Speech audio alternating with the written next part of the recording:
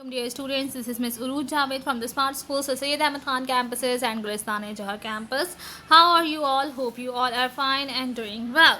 In this video, I will explain you some experiments regarding chlorophyll is necessary for photosynthesis, light is necessary for photosynthesis, carbon dioxide needed for photosynthesis and oxygen produced during photosynthesis. कुछ experiments मैं आज आपको explain करूँगी। Previous lecture में मैंने आपको photosynthesis और जो है वो nutrition and light and dark reaction explain किया था। I hope that would be clear to you.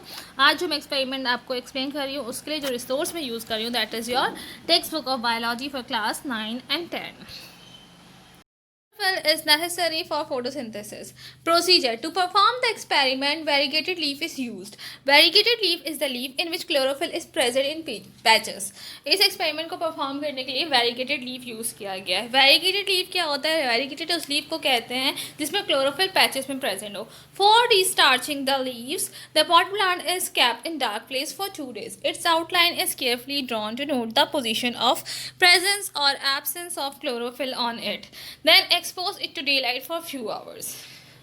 डिस्टार्च करने के लिए लीफ को एक पॉटेड प्लांट को लेकर उन्होंने डार्क प्लेस में रख दिया 2 दिन के लिए। उसके बाद उस पर जो है बहुत ही केयरफुली आउटलाइन ड्रॉ की ताकि पता चल सके कि कौन से पार्ट पे क्लोरोफिल प्रेजेंट है और कौन से पार्ट में एब्सेंट है। उसके बाद उसको लाइट से एक्सपोज करवा दिया थोड़े कुछ घंटों के लिए। Iodine is applied to the leaf to test for the presence of starch. उसके बाद लीफ पे आयोडीन को लगाया ताकि हम प्रेजेंस ऑफ स्टार्च का टेस्ट कर सकें। Observation. This test shows that only those parts which were previously green turn blue with iodine while the white parts turn brown. The starch is found only in those parts of the leaf where chlorophyll exists. ये इस test से क्या पता चला कि वो part जो पहले ग्रीन थे वो ब्लू हो गए आयोडीन से, जबकि जो वाइट पार्ट्स थे वो ब्राउन हो गए। स्टार्च सिर्फ उस पार्ट पे पाया गया जहाँ पे क्लोरोफिल एग्जिस्ट करता था। तो इस एक्सपेरिमेंट से ये प्रूव हो गया कि क्लोरोफिल फोटोसिंथेसिस के लिए नेसेसरी है। बेसिकली हम ये एक्सपेरिमेंट्स क्यों परफॉर्म कर रहे हैं, ये इसलिए कर रहे हैं कि हमने जो एक टॉपिक पढ़ा था फैक्टर्स नेसेसरी फॉर फोटोसिंथेसिस उसको प्रूव कर। पिक्चर में आप देख सकते हैं कि 2 लीफ हैं जो कि वेरीगेटेड है। एक टेस्टिंग ऑफ स्टार्च से पहले है और एक आफ्टर टेस्टिंग ऑफ स्टार्च है। जो ग्रीन पार्ट है वो ब्लू हो गया, जो वाइट पार्ट था वो ब्राउन रहा। तो इट इंडिकेट्स के chlorophyll is necessary for photosynthesis. Light is necessary for photosynthesis. Procedure.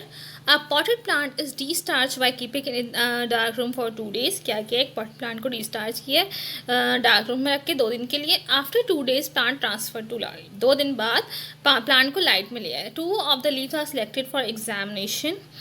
One leaf is wrapped completely in black paper. The other leaf is also wrapped in black paper, but L-shaped of the paper is cut out so that light can reach this part of the leaf throughout.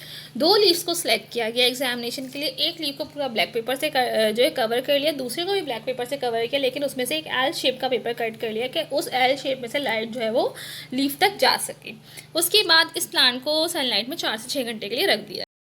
Observation. The leaf which didn't receive any light is free of starch remains brown with iodine.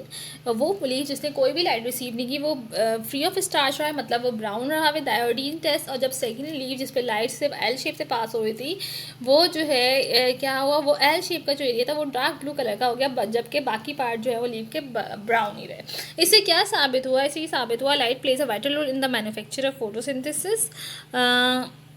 Light is essential for this process. ठीक है, photosynthesis होने के लिए light का होना बहुत ज़रूरी है। सीन दिस डायग्राम के एक लीफ को पूरा ब्लैक पेपर से कवर किया हुआ था और एक को जो है एल शेप कट किया था। तो जो एल शेप था उधर ही अगर आप देख सकते हैं कि वो पार्ट ब्लू हो गया, बाकी जो कवर्ड था वो सारा ब्राउन हो गया। तो it indicates that light is necessary for photosynthesis. Is necessary for photosynthesis. एक एक्सपेरिमेंट परफॉर्म किया गया, इसमें बताया गया कार्बन डाइऑक्साइड ज़रूरी है फोटोसिंथेसिस के लिए, यानी for this experiment 2 potted plant लिए जिनको डिस्चार्ज किया गया है डार्क रूम में रख के, और उस दौरान को कम्प्लीटली वाटर दिया गया है। Each pot is enclose in a transparent polythene bag. Her pot को जो है वो एक पॉलीथीन बैग से कवर कर दिया गया है। उसके बाद एक पेट्री डिश में सोडा लाइम लेके एक पॉट में रखा गया ताकि वो उसके अंदर जितनी भी कार्बन डाइऑक्साइड है उसको एब्जॉर्ब कर ले, और दूसरे पॉट में जो है वो सोडियम बाइकार्बोनेट रखी गई ताकि वो उसके अंदर कार्बन डाइऑक्साइड प्रोड्यूस करे। उसके बाद प्लांट्स को कुछ घंटे के लिए लाइट में छोड़ दिया गया है, और हर पॉट से एक लीफ लेकर डिस्चार्ज करके उस पर स्टार्च का टेस्ट किया गया है with iodine solution. Observation: leaf from the pot containing soda lime doesn't turn blue. Soda lime had absorbed any carbon dioxide present in the bag. जिस पॉट पे सोडा लाइम था वो ब्लू नहीं हुआ। सोडा लाइम ने क्या किया था, जितने भी कार्बन डाइऑक्साइड उसके अंदर मौजूद थी उसने एब्जॉर्ब कर ली थी।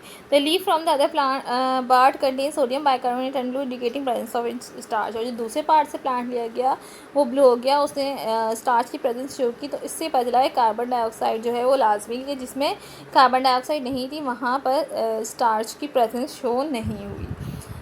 यू कैन सी दैट के 2 पॉट्स इनको पॉलीथीन बैग से कवर किया हुआ है। एक में सोडियम बाइकार्बोनेट रखा है, एक में पोटेशियम हाइड्रोक्साइड रखा है।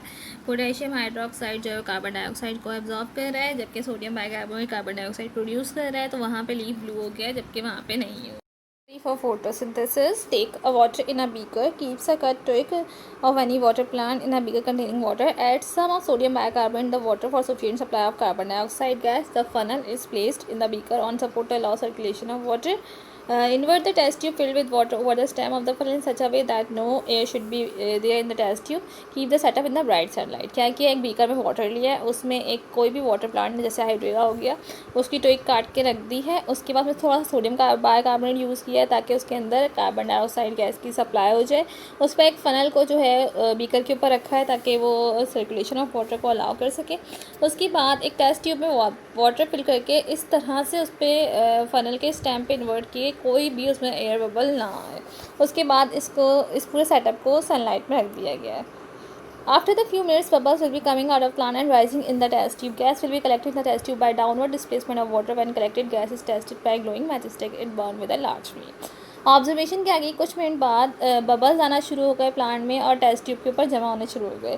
गैस टेस्ट ट्यूब में कलेक्ट हो रही है और वाटर जो है वो नीचे जा रहा है। उस कलेक्टेड गैस में जब ग्लोइंग मैचस्टिक जलाई तो वो लार्ज फ्लेम से जली, जो इंडिकेट करिए that oxygen is present. This experiment proved that the gas evolved during photosynthesis with oxygen. The photosynthesis is a biochemical process in which green parts of the plant combine with atmospheric carbon dioxide and water in the presence of sunlight and chlorophyll to prepare simple carbohydrates like glucose and oxygen. इस experiment से prove हो गया कि जो gas निकल रही है photosynthesis के दौरान वो ऑक्सीजन है। Now look at the diagram. ये सेटअप है, आप देख सकते हैं बीकर में हाइड्रोला रखा हुआ है, उस पर फनल है, उसके ऊपर टेस्ट ट्यूब इन्वर्ट हुई है, ऊपर गैस कलेक्ट हो रही है। इस तरह से ये सेटअप लगता है। I hope that that all the 4 experiments are clear to all of you. That's all for today. Till then, stay home, stay safe. Allah Hafiz.